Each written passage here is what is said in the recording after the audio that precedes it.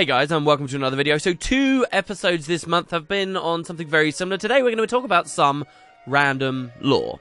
What does that mean? Well, we're going to pick a few topics, a few things that I've wanted to talk about on the channel, but really haven't had much of a chance. They don't deserve full videos, and there's not really any appropriate segues to them, but I want to talk about them anyway. So let's start off by mentioning a few things from the previous video. Some really fascinating discussion on these.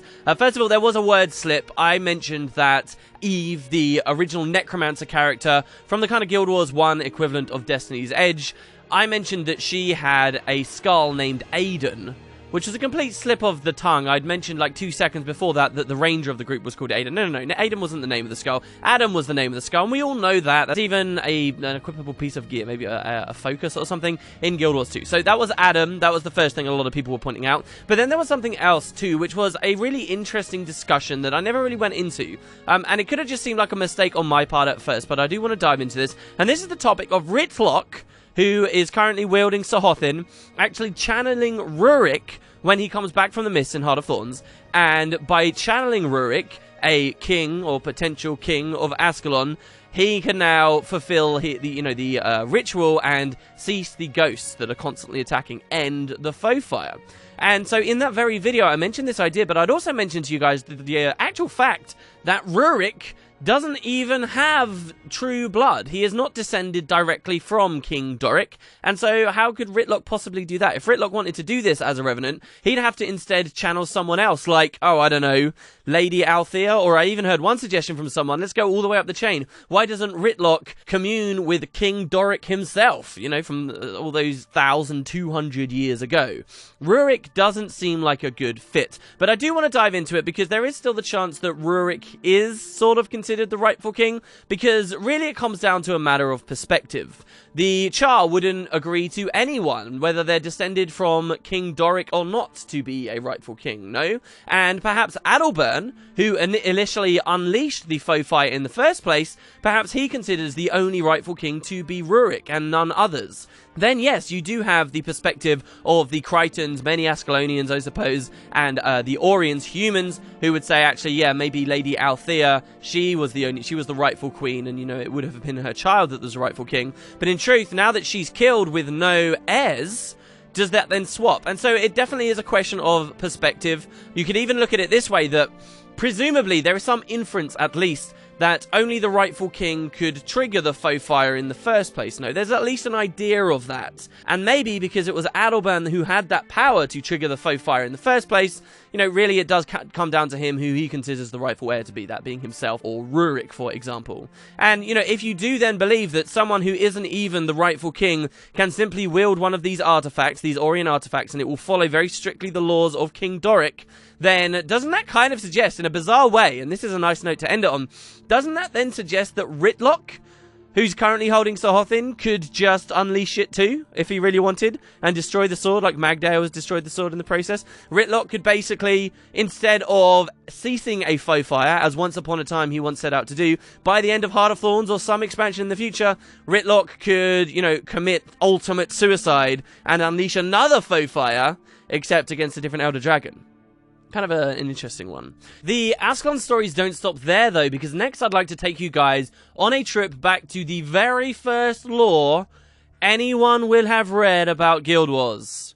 Okay, unless you're like in the betas and stuff. Alright, let's go all the way back to when Prophecies was originally released, and you went to the store to buy the game with your mum and your dad, and you handed the money over and you bought it. What did you do in the car before you even put the disc in? Well, you may have cracked it open, and if you had, you would have seen right there were 2 manuscripts, 2 fairly hefty books. We never got anything of the like for Guild Wars 2, called the Guild Wars manuscripts. There was Book 1 and Book 2, and these kind of explained the state of the world, and they were just thick lore books that talked about the gods, talked about the various nations, the various regions, and so on. Well, actually, there's some very obscure lore hidden within these. In the second book, unfortunately, I won't have the direct quote to hand for you guys, as I seem to only have 2 copies of Book 1. I have no idea how that happened. But at some point in Book 2, it is described, and get ready for this, because this has never been referenced ever in-game, never been asked to Dev in an interview, never been talked about in Guild Wars 2 for years and years and years, okay?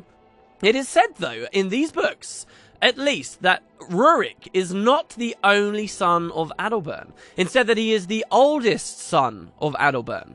And so there's a suggestion that Rurik was not an only child, that he had brothers or sisters. And then what happened to these characters? ArenaNet can, if they want, run with this ball and suggest that, there was a brother to Rurik who we just never met in Guild Wars 1. It would be substantiated in some of the oldest lore that were written about the franchise and most people don't know about. And then they can talk about how, through that line, eventually we have, I don't know, Wade Samuelson from Ebonhawk, who currently says he's of royal blood. And so there is still potential for this story to even go in that direction as well, based on this very, very obscure old treat. There was another discussion we had as well on the idea of splitting up the Pact. And specifically, I mentioned some of the Pact's most prominent and useful tools. So, like Fort Trinity, who gets a command at Fort Trinity? I mentioned stuff like the Blue Orb. We'll have a bit of discussion today on the idea of the orbs, another orb that exists in Guild Wars 2. And I mentioned some other things like the Tome of the Rubicon, the Cauldrons of Cataclysm. Now, there's one big other thing too that we can wonder what gets split up, who gets what. Who currently has the rights to the lands of Ur? Now really think about that for a second, because there's a lot of people that can lay claim to it. The Pact is sort of more of a military force between men, they are no one nation. Can they really claim it for themselves? Well, no, but we've heard that it's been cleansed, we've heard that there's no Elder Dragon there, presumably eventually. Let's ignore these theories about Mordramoth going there, which again we'll discuss later.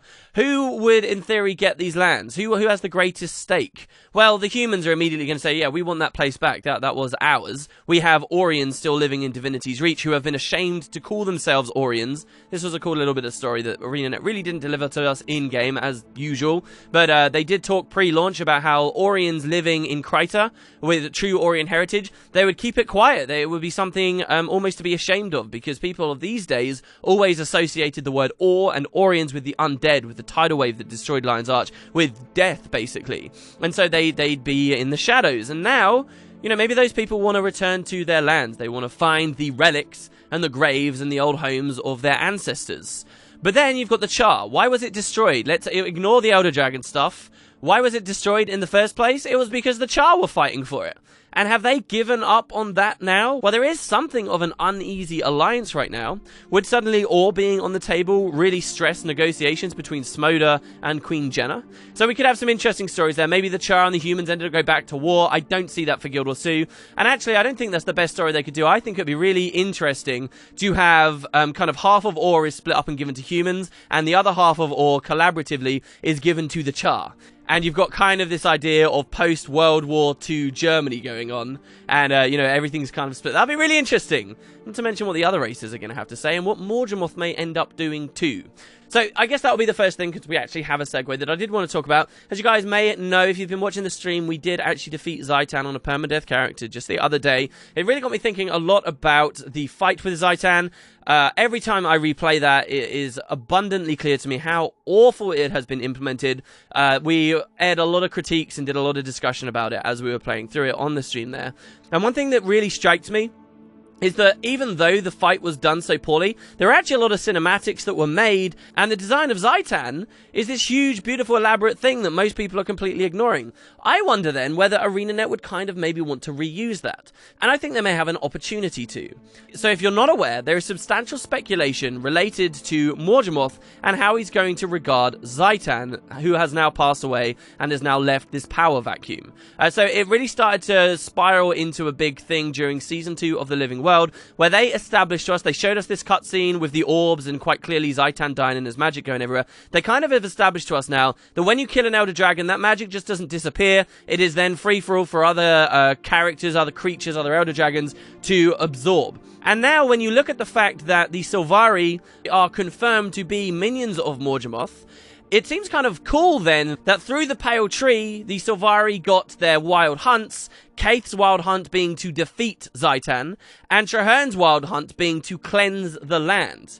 And specifically, the only weapon that the Pale Tree directly has ever made for herself, Caladbolg, is precisely the thing that Trahern uses to cleanse Ur. Now, I'm saying cleanse now with kind of air quotes, because you get the idea. Maybe, we know that the Elder Dragons don't like each other and they'll fight one another for territory. Perhaps in a roundabout way, what Mordramoth has done here is through the Sylvari, not cleansed Ur, but has simply replaced its corruption with his own. And when we went to the Artesian waters and plunged Caladbolg in there directly from the Pale Tree, directly from Mordramoth, we're actually seeing with these vines and this greenery growing into the room, is not life coming back to Or, but a far more sinister form of life and overgrowth that associated with Morgemoth.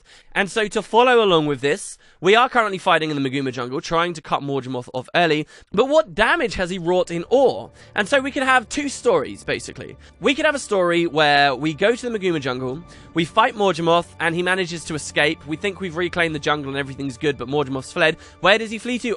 He flees to Or. And suddenly we're going through Or again. Some people might get a little bit tired of that idea, but, Or could be completely different and revamped. And this is the Or revamp that the devs have kind of mechanically been talking about for a long time. We push into Or again and we defeat Morgemoth, roughly where we beat Zhaitan. But then there's another theory, and this one really excites me. This is the idea that in Heart of Thorns, we go into the jungle, we defeat Morgemoth there, we kill Morgemoth, that's it, it's over, all of his corruption disappears.